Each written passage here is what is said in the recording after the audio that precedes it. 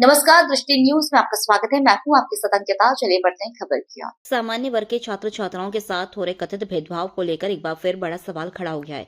Engineer Ajay Tiwari, प्रांत अध्यक्ष मध्य प्रदेश ब्राह्मण अधिकारी कर्मचारी संयुक्त मोर्चा ने यूजीसी कानून को लेकर केंद्र सरकार से तीखे सवाल पूछे हैं। अजय तिवारी ने स्पष्ट शब्दों में कहा कि जब समान शिक्षा और समान अवसर की बात की जाती है तो सामान्य वर्ग के विद्यार्थियों के साथ अलग व्यवहार क्यों किया जा रहा है। उन्होंने यह सवाल सीधे देश के प्रधानमंत्री माननीय नरेंद्र मोदी जी, केंद्रीय शिक्षा मंत्री धर्मेंद्र प्रधान जी और विभिन्न राजनीतिक दलों के नेताओं के सामने रखा। मीडिया से चर्चा करते हुए अजय तिवारी ने कहा कि यूजीसी जैसे कानून अगर संतुलन नहीं बना पा रहे हैं तो उन पर पुनर्विचार आवश्यक है। उन्होंने चेतावनी भरे लहजे में कहा कि यदि सामान्य वर्ग की आवाज को लगातार अनसुना किया जाए तो यह असंतोष आगे चलकर एक बड़ा सामाजिक मुद्दा बन सकता है। उनकी इस बयानबाजी के बाद राजनीतिक और शैक्षणिक हलकों में हलचल तेज हो गई है और यह मुद्दा अब राष्ट्रीय बहस की ओर बढ़ता दिखाई दे रहा है। इस अवसर पर राजेश द्विवेदी, इंजीनियर राघवेंद्र शर्मा, प्रदेश उपाध्यक्ष एडवोकेट वन्ना द्विवेदी, राधिका खमरिया आदि उपस्थित थे। सर, यूसी कानून को लेकर बड़ा देश में विवाद चल रहा है। मध्य प्रदेश ब्राह्मण संयुक्त मोर्चा क्या रणनीति अपनाएगा? जी, चूंकि मध्य प्रदेश ब्राह्मण अधिकारी कर्मचारी संयुक्त मोर्चा हमारे भाई बहनों ने, जिनकी संख्या लगभग 80,000 से ऊपर है, हमें प्रदेश अध्यक्ष के तौर पे दायित्व दिया है। हम निर्वाचित प्रदेश अध्यक्ष हैं और हमें जो ये प्रतीत हो रहा है, ये जो कानून है, ये हमारे जो बच्चे हैं जो महाविद्यालय में पढ़ने जाएंगे सवर्ण समाज के, उनके लिए ये घातक है। और साथ में मैं तो ये समझता हूँ कि ये जो हमारे अन्य वर्ग हैं जो हमसे जुड़े हुए हैं, हमारे उनसे पारिवारिक संबंध हैं, उनके और हमारे बीच ये षड्यंत्रकारी कानून आ जाने से एक वर्ग संघर्ष की स्थिति निकट भविष्य में उत्पन्न हो सकती है और इसका हम पुरजोर विरोध करते हैं। और इसको वापस करने के लिए हम माननीय प्रधानमंत्री जी और माननीय राष्ट्रीय शिक्षा मंत्री जी से ये अनुरोध करते हैं कि ये कानून आप तत्काल जल्द से जल्द वापस हो। अजय जी, बड़ा सवाल ये निकल के आ रहा है कि ये कानून अगर आज लागू होता है लेकिन ये बरसों तक जख्म के रूप में श्रम समाज के सीने में रखता रहेगा। क्या लगता है देश बड़ी उत्तर? ये निश्चित तौर पे ये मानिए कि ये देश में वर्ग संघर्ष की स्थिति निर्मित हो जाएगी और हम सब प्रबुद्ध लोग हैं और हमें इस विषय पे सोचना होगा।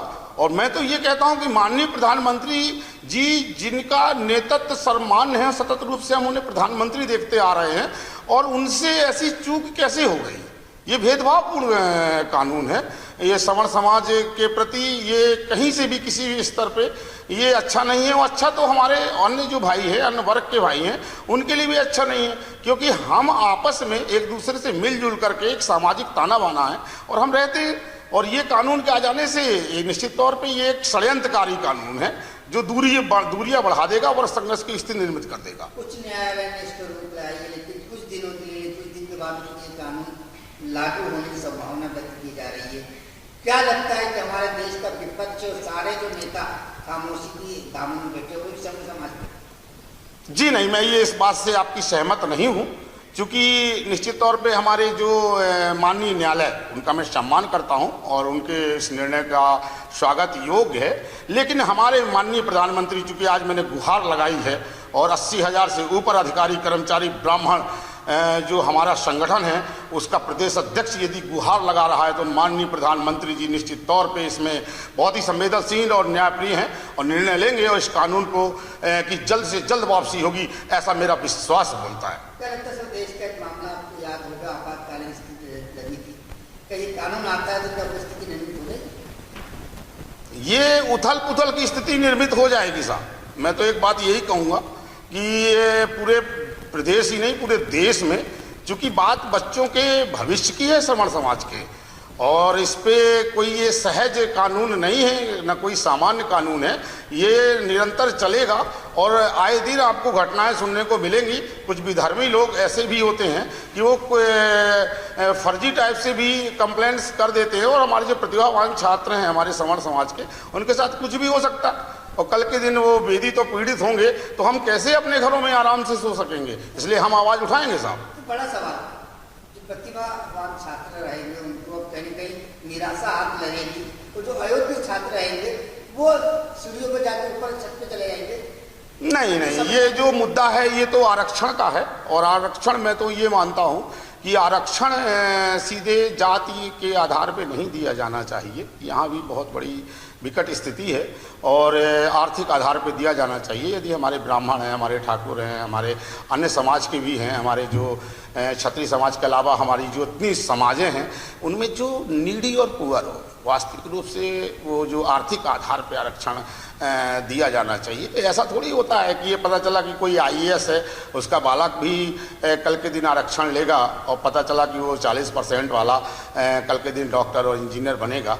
तो ये चीज़ें माने देश के लिए दुखद है, और इस पर भी माननीय प्रधानमंत्री निर्णय लेंगे, मुझे विश्वास है। और मैं अपने संयुक्त मोर्चा के हमारे जो मार्गदर्शक बहनें हैं, हमारी एडवोकेट श्रीमती बड़ी बहन वंदना द्विवेदी जी, हमारी बड़ी बहन श्रीमती राधिका खम्परिया बहन, हमारी बहन, और हमारा पूरा जो भी है हमारा प्रदेश को जो हमारा कार्यकारिणी मंडल है, हम लोगों ने आपस में ये निर्णय लिया है कि हमारा संयुक्त मोर्चा समण समाज के साथ खड़ा है। कोई भी संगठन यदि इस कानून के विरोध के लिए आगे आता है तो ये मेरे जो संयुक्त मोर्चा के अधिकारी कर्मचारी ब्राह्मण भाई बहन हैं, वो आगे आकर के बिना किसी सम्मान के और आपके साथ मंचों में खड़े दिखाई देंगे। और आज मैं सभी से आह्वान करता हूं इस भोपाल महाकाल की नगरी भोपाल से कि मेरे साथियों, मेरे भाइयों बहनों, इस कानून का पुरजोर विरोध किया जाए, जिससे कि ये कानून वापिस हो सके। ये मैं निर्णय लेता हूं। मैं चूंकि एक अधिकृत अपने संगठन का प्रदेश अध्यक्ष हूं, और मैं आह्वान करता हूं कि इस कानून का सभी भाई बहन, समर समाज सब एक हो जाओ, और उसके साथ में आप इस कानून का विरोध करो, जिससे कि वापसी हो सके। इंजीनियर अजय तिवारी।